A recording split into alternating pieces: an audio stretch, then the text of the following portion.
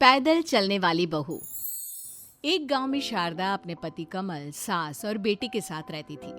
कमल और उसकी माँ दोनों मिलकर शारदा को बहुत परेशान किया करते थे।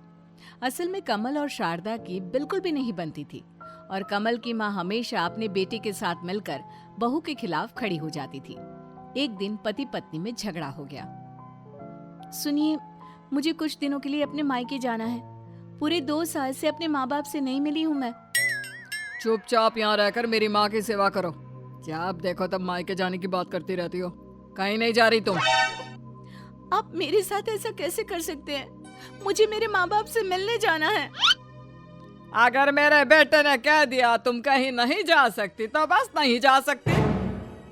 अगर आप लोग मुझे जाने की परमिशन नहीं देंगे तो मैं अपनी मर्जी से चली जाऊंगी। मेरे बिना तुम एक कदम भी नहीं चल सकती। जाकर तो दिखाओ। मैं तुम्हें 1 रुपया नहीं दूंगा। जाओगी कैसे? मैं पैदल चलकर अपने माँ बाप से मिलने चली जाऊंगी। तुम्हारा मायका यहाँ से पूरे 100 किलोमीटर दूर है। चली जाओगी पैदल? अगर आप लोगों ने मुझे पैसे नहीं दिए तो मेरे पास और कोई रास्ता नहीं है। मुझे पैदल ही जाना होगा।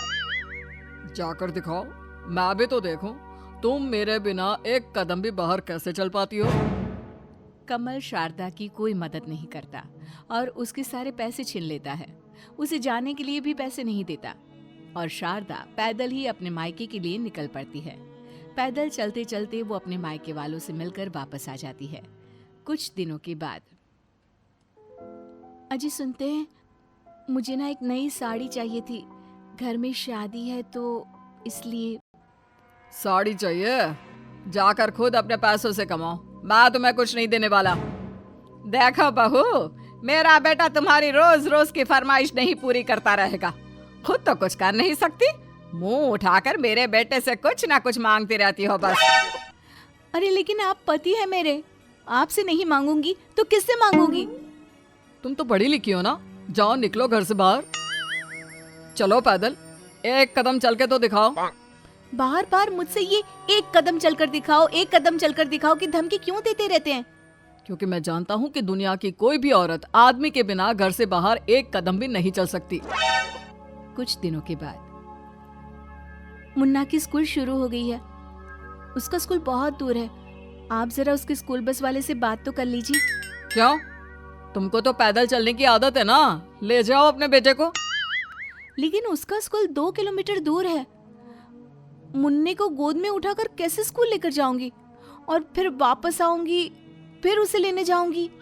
देखो बहू, ऐसा है ना, तुम्हारे मुन्ना और तुम्हारे लिए मेरे बेटे के पास फालतू का पैसा नहीं है। जाओ पैदल चलो, अपने मायके भी तो गई थी। क्यों, अब क्यों आफत आ गई? ठीक है, अगर आप लोग मेरी कोई मदद नहीं करना चाहते तो मैं अपने मुन्ना को पैदल ही स्कूल लेकर जाऊंगी और वापस लेकर भी आ जाऊंगी। अब तो बेचारी शारदा अपने बच्चे को उठाकर रोज 2 किलोमीटर दूर स्कूल में ले जाती, फिर वापस आती और फिर वापस उसे लेने के लिए जाती। लेकिन शारदा के पति और सास को उस पर कोई दया नहीं आई। अपने पति और सास के ताने सुन सुनकर शारदा बहुत परेशान हो चुकी थी। उसने सोच लिया था कि वो अपनी जिंदगी में कुछ तो बड़ा करके दिखाएगी। एक दिन शारदा की नजर अखबार पर पड़ी। खबर को देखकर शारदा बहुत खुश हो गई। अरे, अखबार में ये क्या खबर छपी है? पैदल चलने वाली रेस का कंपटीशन है और जीतने वाले को 1 लाख रुपए मिलेंगे। मुझे यहाँ जाना चाहिए। शारदा अगले दिन वहां पर पहुंच जाती है। कोच सर, मुझे भी इस पैदल वाली रेस कंपटीशन में भाग लेना है। देखने से तो तुम एक शादीशुदा औरत लगती हो। जानती नहीं, यहाँ पर बड़े बड़े खिलाड़ी आते हैं। तुम यहाँ क्या करोगी? आप एक बार मुझ पर विश्वास करके तो देखिए। मुझे बहुत पैदल चलने की आदत है। अरे ऐसे कैसे कोई भी आकर कह देगा पैदल चलने की आदत है और हम मान जाएंगे? देखो, यहाँ पर ट्रेनिंग लेनी पड़ती है, ट्रेनिंग। आप बस मुझे एक मौका तो दीजिए। मैं वादा करती हूँ, मैं आपकी टीम को जीत कर दिखाऊंगी। वैसे तो बहुत मुश्किल है, लेकिन अगर तुम इतना कह रही हो तो मैं तुम्हें एक मौका देता हूँ। आज से पूरे 1 महीने बाद है कंपटीशन। ठीक है, मैं तैयार हूँ। देखना, मैं जीत कर वापस लौट आऊंगी। अगर तुम्हें इतना कॉन्फिडेंस है तो लगता है मुझे तुम्हें मौका देना ही पड़ेगा। इसके बाद शारदा दिन रात पैदल चलने वाली रेस कंपटीशन की तैयारी में जुट जाती है। शारदा का पति और सास ताने मारते हैं। देखा माँ, आजकल अब की बहू चैंपियन बनने के सपने देख रही है। हाँ बेटा, वैसे तो घर से एक कदम तुम्हारे बिना नहीं चल सकती, और अब रेस जीतने चली है।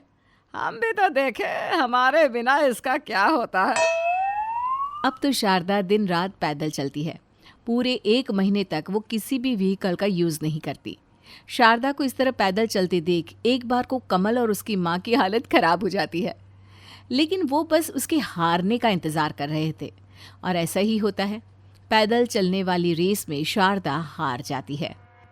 हमने तो पहले ही कहा था, औरतों को ज्यादा आदमियों से आगे निकलने की होड़ नहीं करनी चाहिए। अब आया मजा हार के। मैं तो तुमसे पहले से ही कह रहा था, एक बार एक कदम मेरे बिना चलकर दिखाओ। तुम तो पूरी की पूरी रेस जीतने चली थी। मेरे साथ ऐसा क्यों हुआ? मैंने कितनी मेहनत की थी अपने आप को साबित करने की, पर लगता है ये सब मेरी किस्मत में है ही नहीं। कुछ दिनों के बाद कोच शारदा के घर आता है। कोच को वहां पर देखकर शारदा खुश हो जाती है। कोच सर, आप यहाँ पर? लेकिन मैं तो रेस हार गई थी, बताइए आपका कैसे आना हुआ? अरे शारदा, एक रेस हारने से क्या होता है? मैंने तुम्हारा नाम नेशनल लेवल की रेस के लिए भेजा है और तुम्हारी मेहनत देखकर उन लोगों ने तुम्हें वहां बुलाया है। अरे क्यों मजाक कर रहे हैं सर? ये मेरे बिना एक कदम भी नहीं चल सकती। आप इसे रेस में जीतने की बात कर रहे हैं। एक बार जो हुआ उसके बाद भी अकल नहीं आई क्या? लेकिन शारदा अपने पति की बातों पर ध्यान नहीं देती और एक बार फिर से नेशनल लेवल की रेस में जाने की तैयारी करती है। और इस बार कमाल हो जाता है। शारदा रेस जीत कर आती है और उसे अवार्ड भी मिलता है। ये देखकर कमल और उसकी माँ के तो होश ही उड़ जाते हैं। अब तो आपको समझ में आ गया ना, मैं आपके बिना एक कदम नहीं, बहुत सारे कदम पैदल चल सकती हूँ। आगे से फिर से कभी मत कहना, समझे? हाँ कमल, सच में मेरी बहू तो पैदल चलने वाली बहू निकली, और मुझे तो लगता था ये बाजार तक पैदल नहीं चल पाएगी।